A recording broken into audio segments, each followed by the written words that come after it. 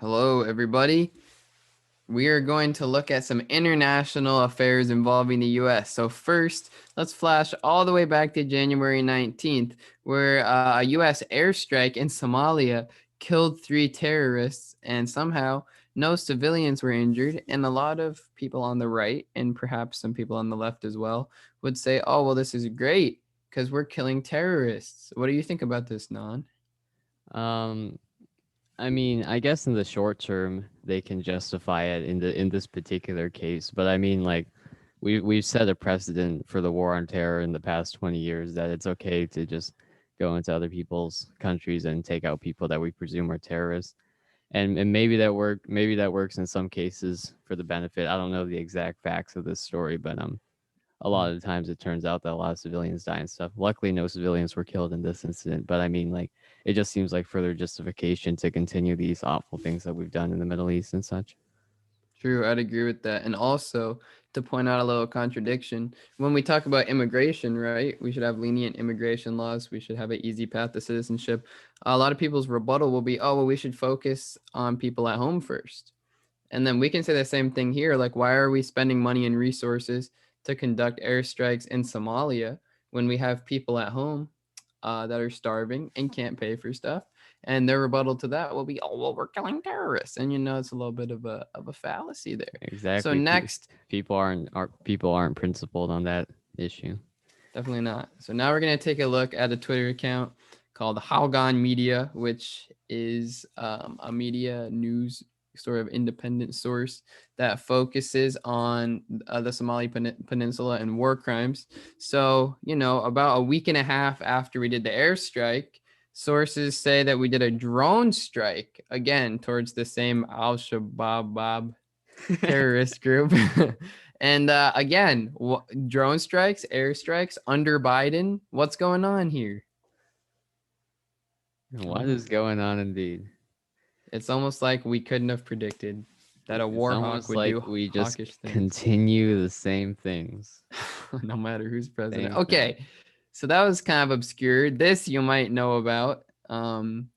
So pretty much what happened in Russia, starting like a week and a half, 2 weeks ago, was that they arrested um, a pro-resistance leader, and also apparently they're constructing a palace dedicated to Putin, and a lot of Russian citizens have taken offense to this, and there have been massive protests, um, comparable to the massive BLM protest that we saw here, and thousands of people are being arrested in Russia because they're outraged about the arrest and about the construction of this palace. And here's some photographs that were taken from the New York Times. As you can see, someone being dragged away here. This looks very not like great, not very human rights.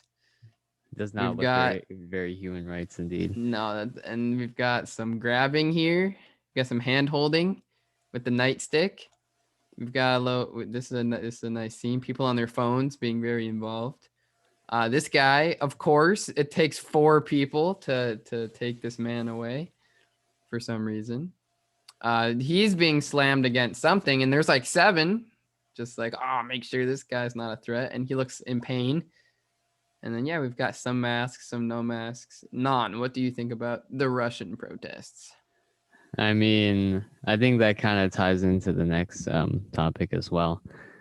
For as much as we complain about protests here in America, they are still going on everywhere else and in even worse authoritarian states. So they definitely have balls there to go out against Putin, who has been in office for what, like a million years, Yeah.